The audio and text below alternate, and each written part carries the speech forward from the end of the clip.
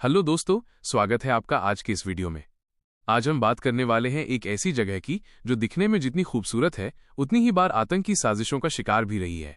जी हाँ, हम बात कर रहे हैं जम्मू कश्मीर के पहलगाम की, जहां एक बार फिर आतंकियों ने रचा था खौफनाक हमला करने का प्लान। पहलगाम, जो अनंतनाग जिले में बसा हुआ है, चारों तरफ ऊंचे ऊंचे देवदार के पेड़ों और लिद्दर नदी की कलकल धारा से घिरा हुआ है। यहीं से अमरनाथ यात्रा का रास्ता भी शुरू होता है। लेकिन दोस्तों, यही इलाका कई बार आतंकियों की नज़र में रहा है, क्योंकि यहां से सुरक्षा बलों की आवाजाही ज्यादा रहती है।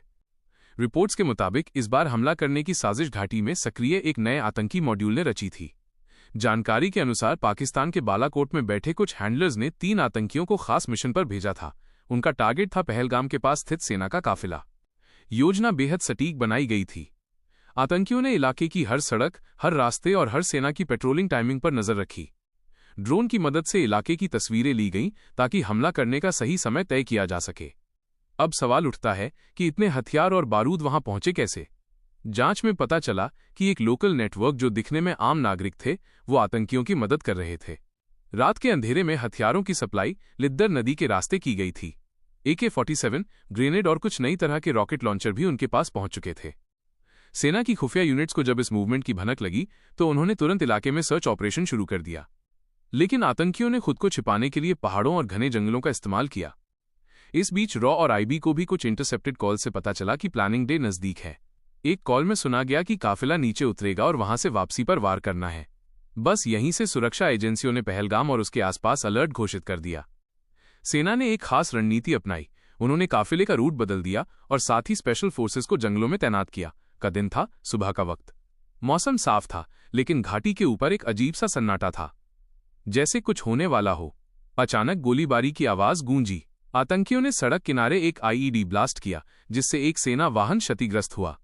लेकिन सेना के जवानों ने जवाबी कार्रवाई में आतंकियों को घेर लिया। लगभग 4 घंटे तक गोलीबारी चली। आखिरकार तीनों आतंकी मारे गए। सेना ने दिखाया कि चाहे साजिश कितनी भी बड़ी क्यों न हो, वो हर बार आतंकियों के मंसूबे नाकाम कर देंगे। हमले के बाद जो जांच शुरू हुई, उसमें कई चौंकाने वाले खुलासे हुए। एक आतंकी के पास से GPS ट्रैकर, नक्शे और पाकिस्तानी सिम कार्ड मिले। इसके अलावा उनके फोन से पाकिस्तान के नंबरों से चैटिंग और पैसे के ट्रांजैक्शन के सबूत मिले। जांच एजेंसियों ने पाया कि इस पूरे हमले की प्लानिंग करीब 45 दिनों पहले की गई थी और इसका मकसद था अमरनाथ यात्रा के दौरान डर फैलाना। सेना ने इस हमले के बाद कहा कि जो भी देश की शांति बिगाड़ने की कोशिश करेगा, उसे उसी की भाषा में जवाब मिलेगा। वहीं स्थानीय लोगों ने भी आतंकियों के खिलाफ आवाज उठाई। उन्होंने कहा कि पहलगाम पर्यटन की जगह है, डर और आतंक की नहीं। लोगों ने सेना के जवानों के साथ खड़े होकर तिरंगा रैली निकाली। ये तस्वीरें पूरे देश में एक संदेश दे गईं कि अब कश्मीर बदल रहा है। दोस्तों, ये कोई पहली बार नहीं था जब पहलगाम या अनंतनाग जैसे इलाके में हमला हुआ। लेकिन हर बार एक बात सामने आती है, आतंकवादी अब नई तकनीक और सोशल मीडिया का इस्तेमाल करने लगे हैं। सेना और एजेंसियां लगातार इनकी डिजिटल प्लानिंग पर नजर रख रही हैं। लेकिन ये सच है कि इनकी साजिशें खत्म नहीं हुई, बस हर बार नया चेहरा लेकर आती हैं। आज की कहानी हमें ये सिखाती है कि हमारे जवान सिर्फ गोलियों से नहीं, बल्कि हिम्मत और रणनीति से भी लड़ते हैं। पहलगाम की इस लड़ाई में उन्होंने न सिर्फ आतंकियों को खत्म किया, बल्कि उनकी साजिश को भी जड़ से मिटा दिया। भारत के हर कोने में बैठे हम सबको गर्व होना चाहिए कि हमारे सैनिक हर मौसम, हर परिस्थिति में देश की रक्षा कर